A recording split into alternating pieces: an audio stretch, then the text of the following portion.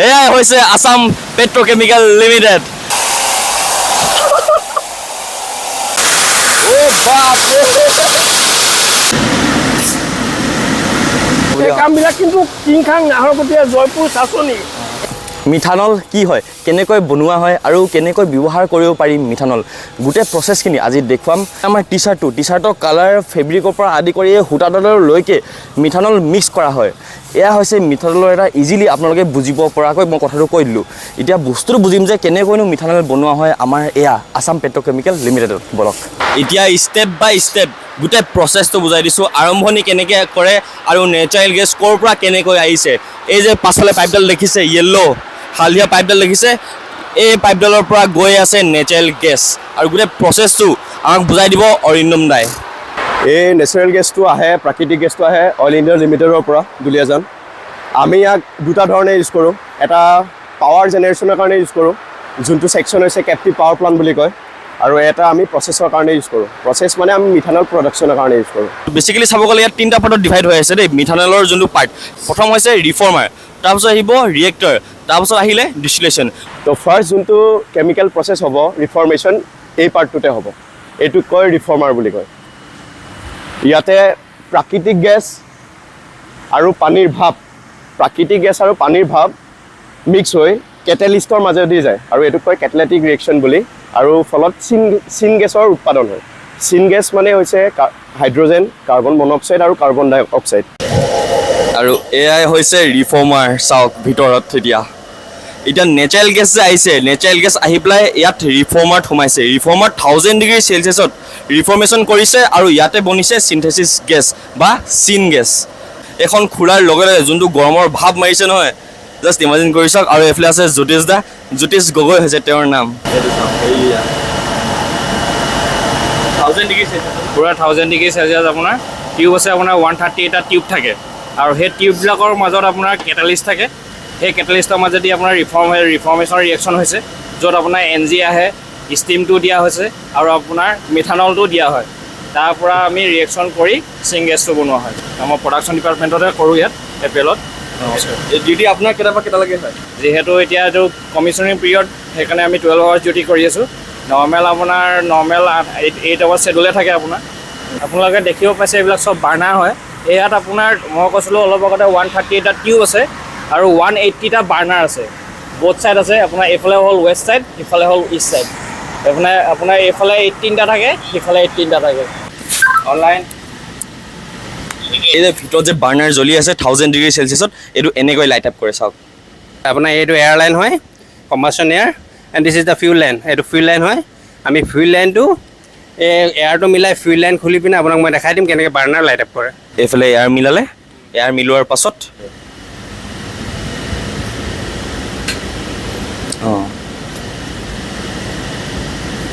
Okay এইটো হৈ গ'ল, এইটো প্ৰচেছ। ইয়াৰ নামৰূপৰ লোকেল মানুহ হয়, এয়া আমাৰ দাদা 3জন আছে, 3জন অসমীয়া। মানে যিমানকেইজন লগ পাইছোঁ এতিয়ালৈকে আমাৰ অসমৰে অসমীয়া যুৱক যুৱতী, আমাৰ দাদাসকল আছে, বাইদেউসকল আছে। এইটো চবতছে ভাল লাগিবলগীয়া কথা। যে ৰিফৰ্মেশ্যনত যোনটো চিনথেচিছ গেছ প্ৰডিউচ হ'ল, সেইটো মিথানল ৰিয়েক্টৰত অহাৰ পাছত ক্ৰুড মিথানলটো প্ৰডিউচ হৈছে। ইয়াৰ লগত কেটেলিষ্ট আছে, ইয়াৰ ভিতৰত কেটেলিষ্ট আছে, কেটেলাইটিক ৰিয়েকশ্যন হ'ব। এয়াই হৈছে ৰিয়েক্টৰ। তাৰমানে চিন গেছটো ইয়াৰলৈ আহিছে, চিন গেছটো ইয়াৰলৈ অহাৰ পাছত মিথানল বনিছে, কিন্তু পিয়ৰ নহয়, পানী আৰু মিথানল মিক্স হৈ আছে। ইয়াৰ পিয়ৰ হ'ব ডিষ্টিলেশ্যন ছেকশ্যনত, ইয়াৰ পৰা যাব ডিষ্টিলেশ্যন ছেকশ্যনলৈ। জেনেৰেল পাব্লিকে বুজি পাব পৰাকৈ যোনটো ডিষ্টিলেট মানে কি হয়, ছেপাৰেট কৰা, পিউৰিফাই কৰা। তো আল্টিমেটলি আমি মিথানলটো এই দুটা কলমতে পিউৰিফাই কৰিলোঁ। মেইনলি দুটা কলম আছে, এটা ল' প্ৰেছাৰ ডিষ্টিলেশ্যন কলম আৰু এটা মিডিয়াম প্ৰেছাৰ ডিষ্টিলেশ্যন কলম। আমি যোনটো ক্ৰুড মিথানল চিনথেচিছ ছেকশ্যনত প্ৰডিউচ কৰিছিলোঁ, যাৰ লগত ৱাটাৰো মিক্স আছিলে, এতিয়া সেই মিথানলখিনি আমি ডিষ্টিলেশ্যন কলমত 99.98% পিউৰিফাইড মিথানলে কনভাৰ্ট কৰোঁ। মিথানল বনিবলৈ গোটেই প্ৰচেছটোৰ যোনটো পাৱাৰ দৰকাৰ হয়, সেই পাৱাৰটো ইয়াৰ পৰা পোৱা যায়। চাওক ইয়াক কোৱা যায় CPP, কেপটিভ পাৱাৰ প্লাণ্ট।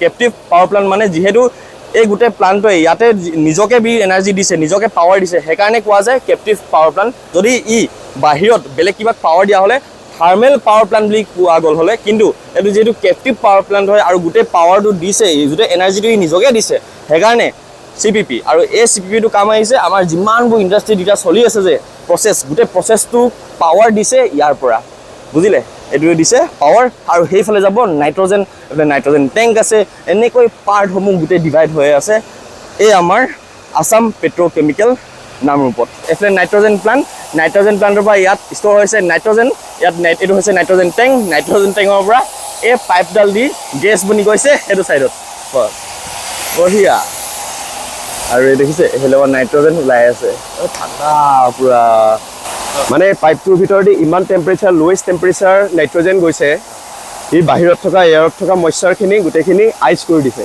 এইখিনি একচুৱেলি এয়াৰত থকা মইশ্চাৰখিনিয়ে হয় এইখিনি আইচ হয় এইখিনি নাইট্ৰজেন নহয় মানে ইয়াৰ ভিতৰেদি যোনটো ওলাইছে সেইটোৱে নাইট্ৰজেন অঁ সেইটো নাইট্ৰজেন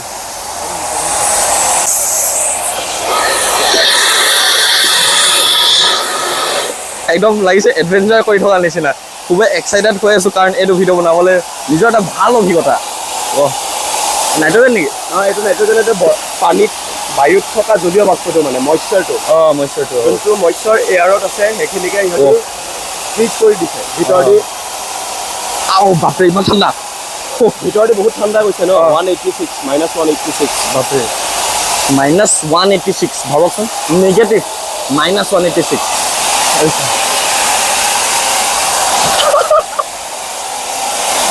বা আপোনাৰ 2 বছৰ হ'ল চাকৰি কৰা আপুনি কি পঢ়িলে আৰু ইয়াত চাকৰি পালে মই আসাম ইঞ্জিনিয়াৰিং কলেজৰ পৰা BTech কৰিছিলোঁ BE কৰিছিলোঁ 2017 বেটছৰ আছিলোঁ পিছত ইয়াৰ কাৰণে এক্সাম ওলাইছিলে পৰীক্ষা দিলোঁ তাৰপিছত 2 বছৰ পিছত ৰিজাল্ট দিছে তাৰপিছত পাইছোঁ আৰু ইণ্টাৰভিউ হৈছে দাদাহেঁতি কাম লাগি আছে ভিতৰত বাহিৰত যদি তেওঁলোকে কাম কৰি আছে নহয় এই বহুত ৰিস্ক লৈ পেলাই আৰু কাৰণ বহুত হাই এক্সপ্ল'জিভ বস্তুৰ লগত তেওঁলোকে কাম কৰি আছে যিহেতু সেইকাৰণে ফায়াৰ প্ৰটেকশ্যনৰ কাৰণে পাইপ দি ৰাখিছে যাতে এই যে যদি কিবা ঘটনা ঘটি যায় মানে ঘটিবলৈ নিশ্চয় নালাগে বাৰু সেইটো মই কোৱা নাই যদি বাই চান্স ঘটে তেতিয়াহ'লে এই বস্তুবোৰ কাম আহে সেইটো কাৰণে এইফালে ৰঙা পাইপটো কালাৰসমূহত ডিভাইড কৰি আছে মিথানলৰ ডাইৰেক্ট ইউজেছ নাই মানে কনজিউমাৰে মানুহে ডাইৰেক্ট মিথানলটো লৈ ইউজ কৰিব নোৱাৰে এইটোকে ইণ্ডাষ্ট্ৰীয়ে ইউজ কৰে ইণ্ডাষ্ট্ৰীয়ে ছাপ'জ তোমাৰ যোনবিলাকত প্লাষ্টিক ইণ্ডাষ্ট্ৰী আছে ডাই ইণ্ডাষ্ট্ৰী আছে ক্লথিং ইণ্ডাষ্ট্ৰী আছে ফেব্ৰিক ইণ্ডাষ্ট্ৰী আছে পলিমাৰ ইণ্ডাষ্ট্ৰী আছে তো এইবিলাকে কি হয় মিথানলবিলাক আমাৰ পৰা লয় আৰু তেওঁলোকৰ কাৰণে তেওঁলোকৰ প্ৰচেছত যেনেকৈ ইউজ হয় তেনেকৈ ইউজ কৰে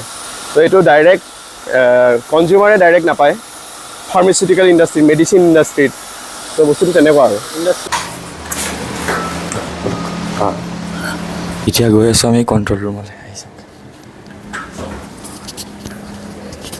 ইয়াতে আমি যিকোনো অপাৰেট কৰি যিকোনো ভাল বা যিকোনো ইকুইপমেণ্ট অপাৰেট কৰি ষ্টাৰ্ট কৰিব লাগে আমি ইয়াৰ পৰা অপাৰেট কৰিব পাৰোঁ অলমষ্ট 90-95% অট'মেশ্যন আছে বাকী কিছুমান ক্ৰিটিকেল ইকুইপমেণ্ট থাকে যিবিলাক ধৰক ইয়াৰ পৰা অপাৰেট কৰিবৰ কাৰণে এলাউেবল নহয় যিবিলাক ডাঙৰ ইকুইপমেণ্ট থাকে সেইবিলাক আমাৰ ফিল্ডৰ পৰা অপাৰেট হয় তাৰপিছত ইয়াৰ পৰা আমি কণ্ট্ৰলিংটো কৰোঁ আমাৰ গোটেই অসমৰে ল'ৰা আৰু ছাৰ নমস্কাৰটো হাই হেল্ল' দি দিয়ক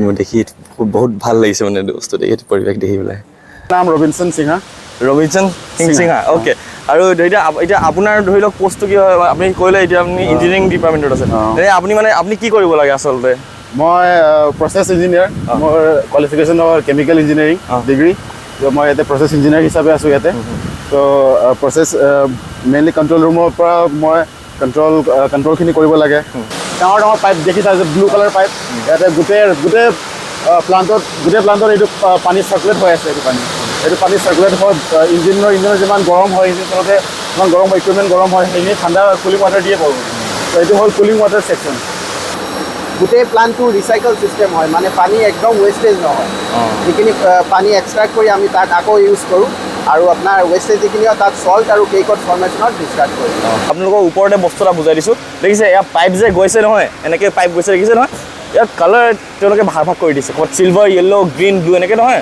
এতিয়া য়েল্ল'টো হৈছে আপোনাৰ পানী কোনোবা এটা গেছ কোনোবা এটা এয়াৰ এনেকৈ মানে ধৰি লওক ভাগ হৈ আছে সেইকাৰণে কালাৰখিনি বেলেগ দি দিছে এইটো হৈছে আগৰ প্লাণ্ট মানে পুৰণা প্লাণ্টটো আৰু এইটো হৈছে নতুন প্লাণ্ট চ' সেইকাৰণে এইটো ডিফাৰেঞ্চিয়েশ্যনৰ কাৰণে এনেকৈ ৱাল গেট চেট মাৰি থৈছে আৰু এই প্লাণ্টটোৱে ইণ্ডিয়াৰ একমাত্ৰ যোনটো অসমত বেছ কৰে আমাৰ নামৰূপত আৰু এই প্লাণ্টটোৰ পৰাই নেচাৰেল গেছৰ পৰা উৎপাদিত কৰা হয় মিথানল কি বঢ়িয়া ভিউ আৰু ফ্লেমছ অফ কি ধুনীয়া ওলাইছে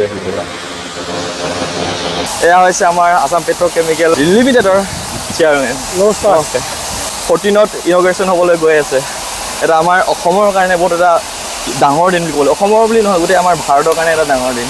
অসম পেট্ৰকেমিকেলছ নামৰ যিটো কোম্পেনী, এই কোম্পেনীটো 1971 চনত জন্ম হৈছিল আৰু ইয়াৰ বাণিজ্যিক উৎপাদন আৰম্ভ হৈছিল 1976 চনত।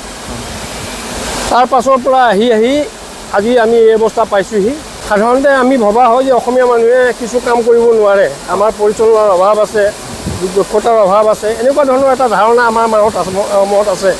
কিন্তু অসম পেট্ৰকেমিকেলছ লিমিটেডে 50টা বছৰ অতিক্ৰম কৰাৰ পিছত অসমীয়া মানুহৰ মানে যিটো দক্ষতা, যোগ্যতা, এই যোগ্যতাক প্ৰমাণ কৰে। এইকাৰণে প্ৰমাণ কৰে যে এটা ৰাজহুৱা খণ্ডৰ প্ৰতিষ্ঠান, এই ৰাজহুৱা খণ্ডৰ প্ৰতিষ্ঠানটোক 50 বছৰে অসমীয়া মানুহৰ নেতৃত্বত, অসমীয়া মানুহৰ পৰিচালনাত জীয়াই ৰাখিব পৰাটো এটা গৌৰৱৰ বিষয়। সমগ্ৰ উদ্যোগটো এনেধৰণে নিৰ্মাণ কৰিবৰ কাৰণে 1200মান শ্ৰমিকৰ প্ৰয়োজন হৈছিলে। একেবাৰে যিখিনি খুব মানে এক্সপাৰ্টৰ প্ৰয়োজন হয় সেইখিনিক বাদ দি ইয়াৰ বাকী যিবিলাক কাম আছিলে ইয়াৰ থলুৱা ল'ৰাই কৰিছিলে। প্ৰথম অৱস্থাত বহুতে ভাবিছিলে যে এই কামবিলাক কৰিব পাৰিবনে নোৱাৰিব, কিন্তু এই কথাটো প্ৰমাণ কৰি উলিয়ালে যে আমাৰ ল'ৰাক যদি সুযোগ উলিয়াই দিয়া হয়, আমাৰ ল'ৰাক কাম কৰিব পাৰে, সেই দক্ষতা অৰ্জন কৰিব পাৰে। এইটো এটা ভাল, বহুতে নাজানে কিন্তু ইয়াত যে আমাৰ অসমৰ মানুহে কাম কৰি আছে। আপোনালোকে চাওক ইমান ডাঙৰ মেচিন, এই মেচিনবিলাক আপোনালোকে যদি এই প্ৰকাণ্ড যিবিলাক পাইপ আছে, এই পাইপবিলাক মানে সাধাৰণতে আমি ভাবোঁ যে আমাৰ ল'ৰাই নোৱাৰিব নেকি, এই কামবিলাক কিন্তু কিংখাং, নাহৰকটীয়া, জয়পুৰ, চাচনি এই অঞ্চলৰ ল'ৰাবিলাকে কৰিছে। তো গতিকে আমি কেৱল অসমীয়া যুৱকক আমি কেৱল তেওঁলোকক সুযোগ উলিয়াই দিব পাৰিব লাগে। সুযোগ উলিয়াই দিলে তেওঁলোকে নিজৰ যোগ্যতা প্ৰমাণ কৰিব পাৰে। আজি ভাৰতবৰ্ষত যিমানখিনি মিথানলৰ প্ৰয়োজন আছে তাৰ কেৱল 25% আমি ঘৰুৱাভাৱে উৎপাদন কৰোঁ। 75% মিথানল আমি বাহিৰৰ দেশৰ পৰা আনিব লগা হয়। তো গতিকে যদি ভৱিষ্যতে যদি চৰকাৰে এই দিশত যদি বিশেষ গুৰুত্ব দিয়ে, আমাকে হওক বা অন্যান্য প্ৰতিষ্ঠানক যদি এনেকুৱা ধৰণৰ উদ্যোগ প্ৰতিষ্ঠানৰ ক্ষেত্ৰত যদি চৰকাৰে আগবাঢ়ি আহে, মই ভাবোঁ যে মিথানলৰ ক্ষেত্ৰত দেশ স্বনিৰ্ভৰশীল হ'ব। ইয়াৰ পৰা কৰিব পৰা বহু কাম আছে। আপোনালোকক এটা কথা কৈছোঁ, আজি কিছুদিন আগলৈকে ইয়াত যে এটা ইউনিট আছে, এই ইউনিটটোৱে কি উৎপাদন কৰে অসমৰ মানুহে এইটো মই জনা নাছিলোঁ। আমি যি মিথানল উৎপাদন কৰোঁ, ফৰ্মেলিন উৎপাদন কৰোঁ, ফৰ্মেলিন আৰু মিথানলৰ পৰা ভটিয়নি উদ্যোগ বহু ইয়াত সৃষ্টি হ'ব পাৰে। আমাৰ যুৱক যুৱতীসকল বা আমাৰ মানুহে তেওঁলোকে সচেতনতাৰ অভাৱত বা এই উদ্যোগটো সম্পৰ্কে জানিবৰ কাৰণে ইচ্ছা প্ৰকাশ নকৰাৰ কাৰণে ভটিয়নি উদ্যোগবিলাক গঢ়লৈ উঠা নাই। আমি আহি থকা দিনবিলাকত আমাৰ উদ্যোগ প্ৰতিষ্ঠানক মই কৈছোঁ, ইয়াত যোনেই নাথাকক পৰিচালনাৰ ক্ষেত্ৰত ইয়াত যাতে ভটিয়নি উদ্যোগ ইয়াৰ পৰা কি সৃষ্টি হ'ব পাৰে তেনেকুৱা ধ্যান ধাৰণাৰে আগবাঢ়িব লাগে। যেতিয়া মাৰ্কেটিং কৰাৰ সময়ত আমি আমাৰ উৎপাদিত সামগ্ৰী আমি বিহাৰলৈ পঠিয়াওঁ, পাটনালৈ পঠিয়াওঁ, উত্তৰ প্ৰদেশ পঠিয়াওঁ, দিল্লী পঠিয়াওঁ। আমাৰ যিটো ট্ৰান্সপৰ্টিং চাৰ্জ এইটো বহুত বেছি হৈ যায়, যাৰ কাৰণে আমি যিখিনি আমি ৰেভিনিউ বিচাৰোঁ সেই ৰেভিনিউখিনি আমি পাব নোৱাৰোঁ। যদি নৰ্থ ইষ্টত বিশেষকৈ অসমত যদি ইয়াৰ পৰা যদি ভটিয়নি উদ্যোগ হয়, সৰু উদ্যোগ হয়, তেনেহ'লে আমাৰ উৎপাদিত সামগ্ৰী আমি যদি ইয়াতে বিক্ৰী কৰিব পাৰোঁ, আমি অধিক মুনাফা লাভ কৰিব পাৰোঁ। আমি খুব কম সময়ৰ ভিতৰত আমি বিহুৰ পাছতে অন্যান্য দেশলৈ, বিশেষকৈ বাংলাদেশলৈ আমাৰ উৎপাদিত সামগ্ৰী আমি ৰপ্তানি কৰিব পাৰিম। আৰু যাৰ জৰিয়তে বাংলাদেশত এখন বৃহৎ বজাৰ আছে, এই বজাৰখন আমি দখল কৰিব পাৰিম। এয়া আছিল আজি মোৰ ব্লগ। ইমান সময় দি দিয়াৰ বাবে দাদাক বহুত বহুত ধন্যবাদ। আৰু কমেণ্ট চেনেলত জনাব নেপাহৰিব যে কেনেকুৱা লাগিল আজিৰ এই ব্লগটো চাই পিনে, আৰু APLৰ বিষয় আৰু APLৰ ভিতৰত থকা আমাৰ এই মিথানলৰ কথা গম পাই কেনেকুৱা লাগিল সেইটো জনাব। গোটেই কথাখিনি কৈলে যিমান পাৰিলে ধুনীয়াকৈ যে কেনেকৈ বনোৱা হয় আমাৰ এই ইণ্ডাষ্ট্ৰিটোত মিথানল, গোটেই কথাখিনি আমি গম পালোঁ। আৰু আশা কৰিছোঁ আপোনালোকে গম পালে। সমাপ্ত কৰি দিছোঁ। সদায় সুখী থাকক, স্মাইল কৰি থাকক, পজিটিভ থাকক। মই সময়কৈ দাদাৰ লগত চাইনিং অফ।